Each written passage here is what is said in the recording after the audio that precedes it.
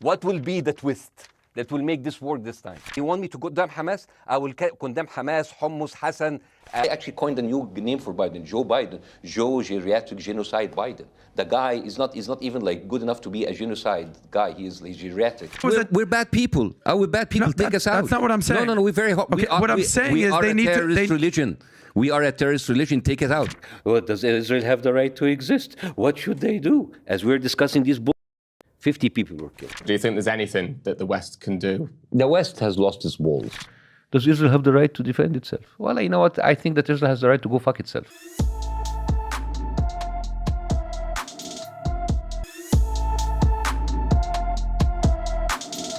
You know, it's just like those Palestinians, they're very dramatic. Israel killing us.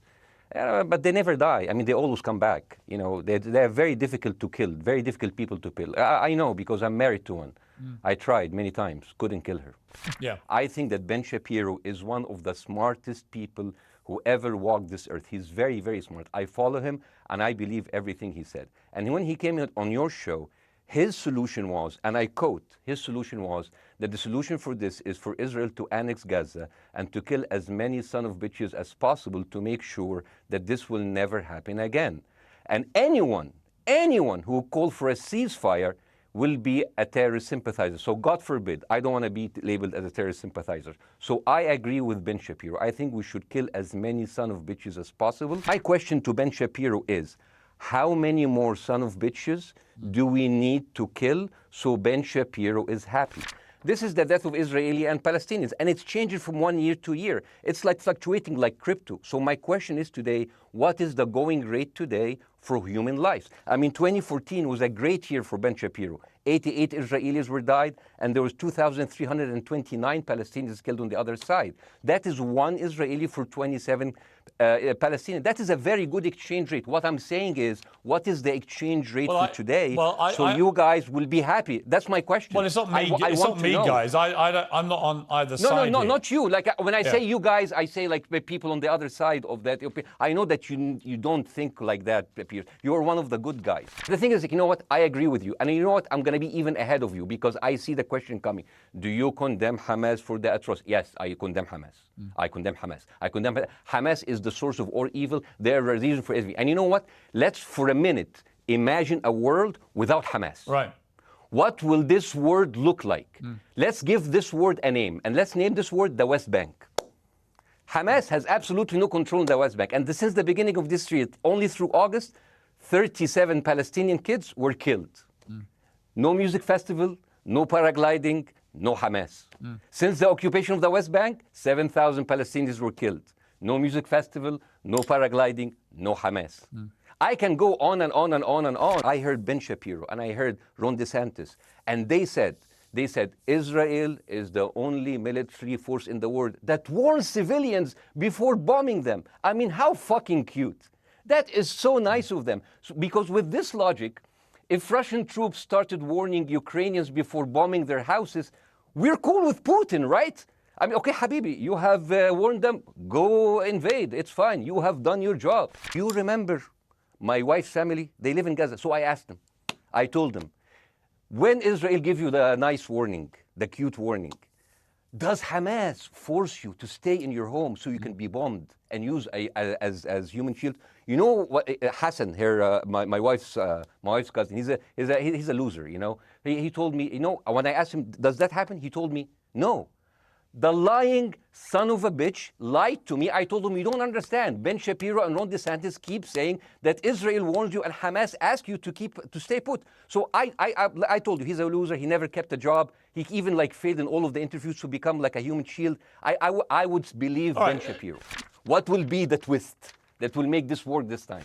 You're talking in a generalized way about people in the West who always talk about Arabs as savages. I don't. No. I'm talking about America. I actually led the campaign. I led the media campaign listen, in this country against the Iraq War. Okay, so I don't see. I don't see people in the Middle East as savages. You are one of the good ones. But what I would say is, I'm talking about you. You're great. No, it's not about me being amazing. great. We love you. It's about. You want me to condemn Hamas? I will condemn Hamas, Hummus, Hassan. You have just compared Israel with ISIS.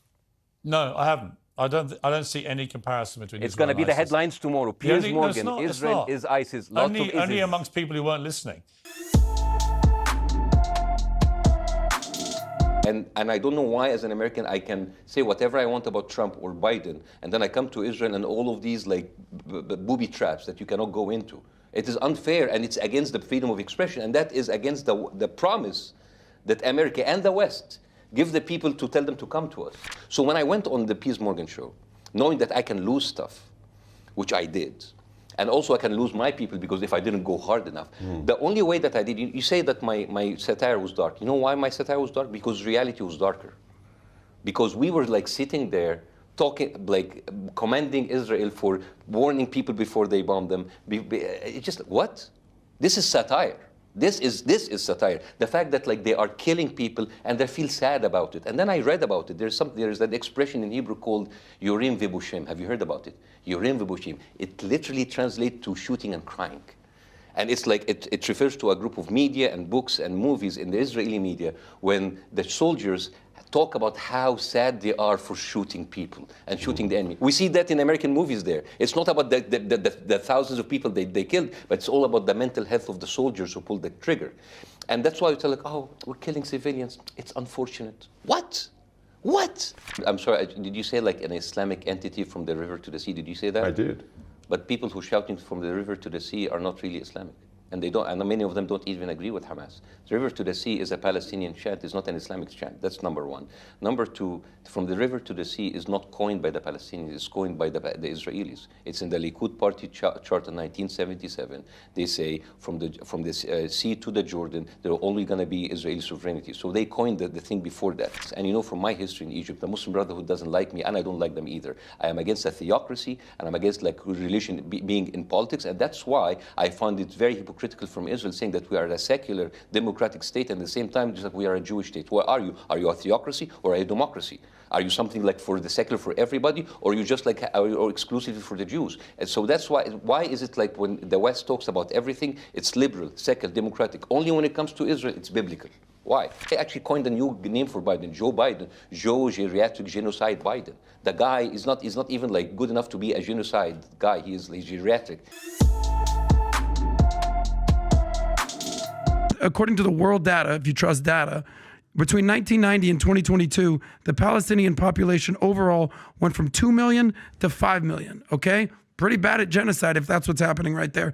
In Gaza, it went from 645,000 to 2.1 million. It's 3x. That ain't genocide to me. Israeli. Give me that number again. 600,000 to what? 645,000 to 2.1 million. From what to from when to where? This is in 1990 to 2022. Do you know why they increased? Because they're having babies like crazy. No.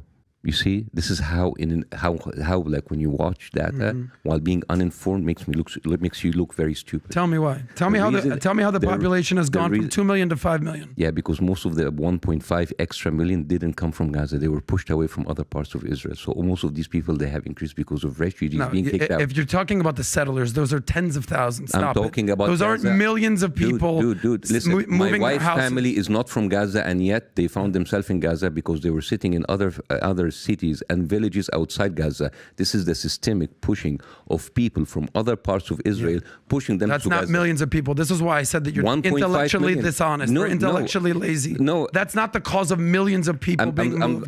I'm familiar with the settler stuff and the disengagement in 2006. You don't know what you're talking about. These are people that millions are outside. of people? What? Okay. The people who belong to Gaza are 700,000 people. Right now, Gaza is 2.2 million. That is not birth rate, my friend. These are people pushed from, and by the way, that's not the first time. 1948, at the night of the declaration of the State of Israel, 1.5 million Palestinians were like moved overnight. So it's not the first thing. So before you giving me numbers you want to appear smart, know what are behind the numbers, because these are not people giving babies. Okay. These are people being pushed from other places in order to be part of the open air prison that it is. This whole thing about you hate Israel and hate Islam, this is a very lazy way to talk to people. It's kind of like your thing. What did I tell you that is so lazy? What did I tell you like you're fucking racist? Because these are officials in the official government of Netanyahu. If you have someone an Arab president, like the Egyptian president or the Jordanian king, tell you from the river and the sea, it's like, oh, it's the Arab authorities. You are basically complaining people on Facebook and the official viewpoint of the Israeli government. You're basically comparing apples to oranges. It doesn't make any sense. You're basically comparing activists with people with power, with money, and with weapons. So I don't know how come you're comparing So them. we're talking about because the that's world. what's happening You're right now. so obsessed with this one topic. I am. I'm trying because to understand my family the world. lives there. Okay. Because my family lives there. But my family's in Israel. Really? So only your family counts, my family doesn't count? No. Okay, but like, did your family or live in an open air prison and being killed every day? The open air prison, the genocide. Get them. You see how you get them new talking You see points. how Open air it's the prison. only talking point. Israel left Gaza in 2006. It didn't leave. It left and they put it under blockade. It's called a disengagement. Why do they have a blockade? Maybe because they're shooting missiles hundreds of times a day. Yeah, I'd pretty much put a country in a blockade if they were shooting missiles every single day. You cut them from the sea, cut them from the water. It's like, okay, go live. How do you do that? Let's move on. We're bad people. We're bad people. Take us out. That's not what I'm saying. No. We're very hot. Okay, what I'm saying is they need to. We are a terrorist religion. We are a terrorist religion. Take it out. The fact that, like you tell, like we should applaud Israel for warning civilians before bombing them. Wow, dude, how amazing! I mean, the fact that like when Israel said like Hamas has a base, a military base under the hospital. Do you have any proof? Here's a CGI video. What? That's what we have, and you have to believe it. But if you don't believe it, you're anti-Semitic. Ooh, you're anti-Semite. Well, does Israel have the right to exist? What should they do? As we're discussing these 50 people were killed. It doesn't matter. It doesn't matter. The whole system seems to be designed for Israel just doing whatever they want, and on their spare time, they come in and they piss you off with these discussions. You come to the United States and you think that there is hope because you can speak about anything you want, but then you speak about stuff and it doesn't matter.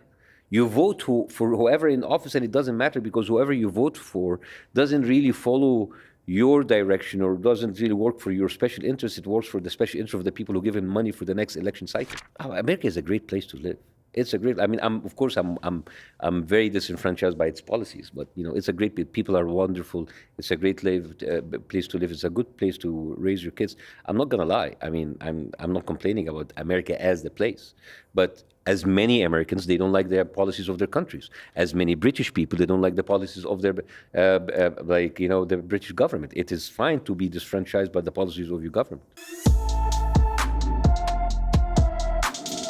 Rishi Sunak told Benjamin Netanyahu that the situation in Gaza is increasingly intolerable. Is increasingly intolerable.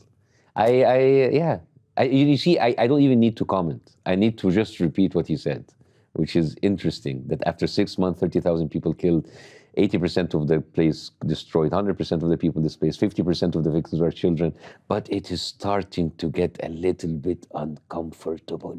Do you think there's anything that the West can do? The West has lost its balls. The West has no balls, they have no courage, and there is absolutely no honor letting Israel do whatever they want to do. The same thing that they say about the Israeli army, the Israeli army is the most moral army in the world because they are a vegan army, which is and it's like you can write a whole routine about that. Yeah, because, you could, yeah. They use biodegradable bullets, reusable body bags. Yeah, nice. Sustainable missiles. It's like we should celebrate that. Yeah, go Israel. It's been for 6 months, and even the only one who's there, who's Al Jazeera, has been labeled by Israel as a terrorist organization. And we have okay, yes, master, yes, of course, yes, whatever you say. Does Israel have the right to defend itself? Well, you know what? I think that Israel has the right to go fuck itself. I said it before. I said Israel has corrupted the West morally for 100 years. You cannot come with a straight face lecturing us about morality or about human rights anymore. You can't. You can't just go cry about... Do you remember Charlie Hebdo? Yeah. 11 people were killed. Terrible. The world leaders collected into the streets of France. It's like, oh, Charlie Hebdo. And we changed our profile. Je suis Charlie. 11 people. Oh, my God. 30,000 people? They're collateral damage. Inevitable. It's sad. It's just like... And you watch these TV anchors. Oh, yeah, there's so much civilians. It's sad, but it has to happen. Remember how Donald Trump was so difficult to make fun of? Yeah. Because by the time you you catch up with one of his like atrocious statements, he's already on the second one. He said stuff like, "Oh, I grabbed them by the pussies," and everybody, "Oh my God, grab them by the pussies!" And then like 2 weeks later, I can go into Fifth Avenue and kill someone and shoot someone in the face. I was like, "Oh my God!" And then he moved. So it became normal. Normal. This is what Israel is doing. It's just like it's upping the cruelty, and just by the time you're now 6 months, we know you don't even talk about children starved to death, or people killing each other for flour, or babies dying because there's no electricity in the incubators. We don't even speak about that because we forgot. Just like it's become so normal. We don't talk about the little people that were like mutilated and killed. We don't even talk about sexual violence against Palestinians. We don't talk about that. We don't talk about that because it became so more normal. Just because it's are you still talking about that? Are you still talking about the incubators? We have passed that. We now killing them in front of you on cameras, and we will deny it. A synagogue in Toronto was hosting an event, a real estate event, to sell land and houses in the West Bank, illegal settlements, which is violating all kinds of laws. And you can only buy it if you're Jewish, which is another discriminatory law. So people went and they marched, they had a demonstration against this in front of the synagogue. And you know what the pro-Israelis like? "Oh, look at the anti-Semites. They are there in front of our synagogue. Oh, Holocaust. Oh, anti-Semite."